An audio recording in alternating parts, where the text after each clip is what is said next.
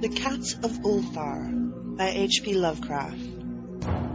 It is said that in Ulthar, which lies beyond the river Sky, no man may kill a cat. And this I can verily believe as I gaze upon him who sitteth purring before the fire. For the cat is cryptic, and close to strange things which men cannot see. He is the soul of ancient Egyptus, and bearer of tales from forgotten cities in Meroe and Ophir. He is the kin of the jungle's lords, and heir to the secrets of hoary and sinister Africa. The Sphinx is his cousin, and he speaks her language, but he is more ancient than the Sphinx, and remembers that which she hath forgotten. In Ulthar, before ever the burgesses forbade the killing of cats, there dwelt an old cotter and his wife, who delighted to trap and slay the cats of their neighbours. Why they did this I know not, save that many hate the voice of the cat in the night, and take it ill that cats should run stealthily about yards and gardens at twilight.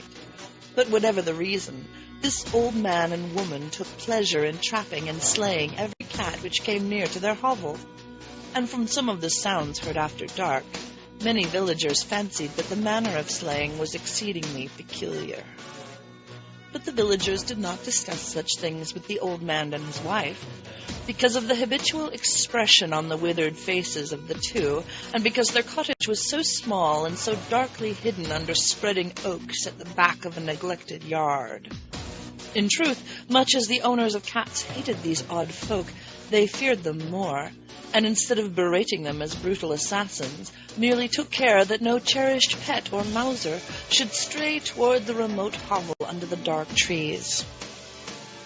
When through some unavoidable oversight a cat was missed, and sounds heard after dark, the loser would lament impotently, or console himself by thanking fate it was not one of his children who had thus vanished.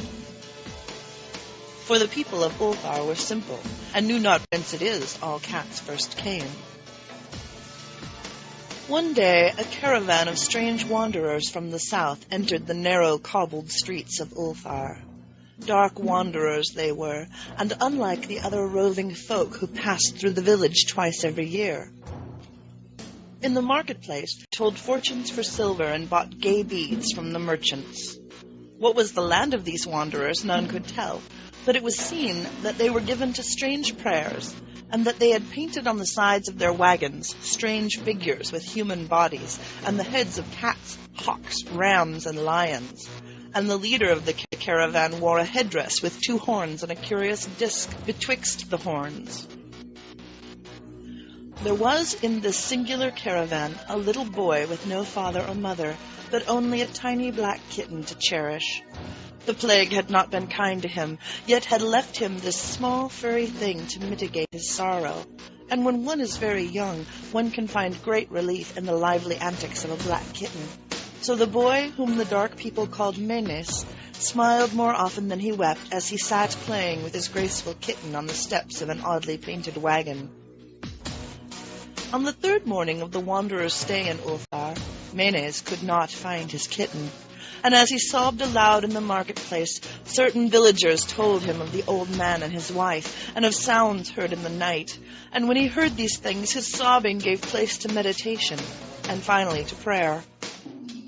He stretched out his arms toward the sun, and prayed in a tongue no villager could understand, though indeed the villagers did not try very hard to understand, since their attention was mostly taken up by the sky, and the odd shapes the clouds were assuming.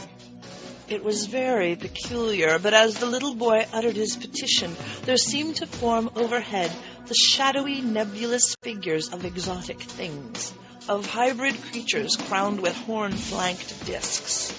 Nature is full of such illusions to impress the imaginative.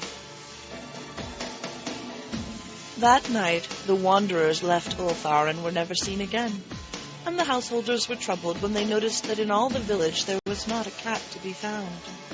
From each hearth the familiar cat had vanished. Cats large and small, black, gray, striped, yellow, and white. Old Cranon, the burgomaster, swore that the dark folk had taken the cats away in revenge for the killing of Menes' kitten, and cursed the caravan and the little boy. But Nith, the lean notary, declared that the old cotter and his wife were more likely persons to suspect, for their hatred of cats was notorious and increasingly bold. Still, no one durst complain to the sinister couple, even when little Etal, the innkeeper's son, vowed that he had at twilight seen all the cats of Ulthar in that accursed yard under the trees, pacing very slowly and solemnly in a circle around the cottage, two abreast, as if in performance of some unheard-of rite of beasts. The villagers did not know how much to believe from so small a boy, and though they feared that the evil pair had charmed the cats to their death, they preferred not to chide the old cotter till they met him outside his dark and repellent yard.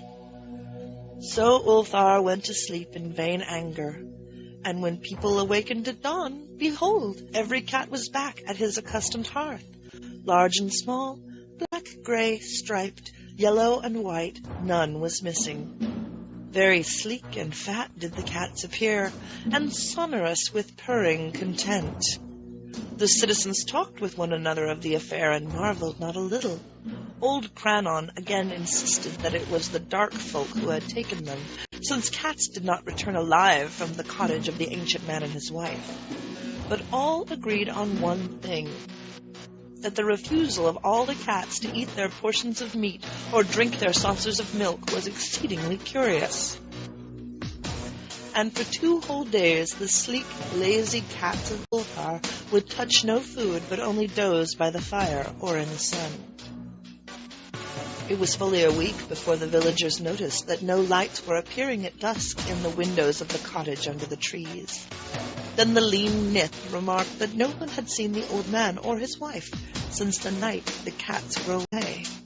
In another week, the burgomaster decided to overcome his fears and call at the strangely silent dwelling as a matter of duty, though in so doing he was careful to take with him Shang the blacksmith and Thul the cutter of stone as witnesses. And when they had broken down the frail door, they found only this: 2 cleanly picked human skeletons on the earthen floor, and a number of singular beetles crawling in the shadowy corners. There was subsequently much talk among the burgesses of Ulthar. Zath the coroner disputed at length with Nith the lean notary, and Crannon and Shang and Thol were overwhelmed with questions. Even little Etal, the innkeeper's son, was closely questioned and given a sweetmeat as a reward.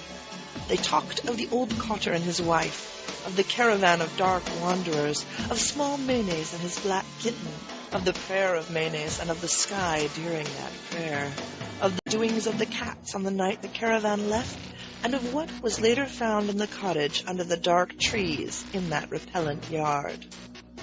And in the end, the burgesses passed that remarkable law which is told of by traders in Hatheg and discussed by travelers in Mir, namely, that in Ulthar no man may kill a cat.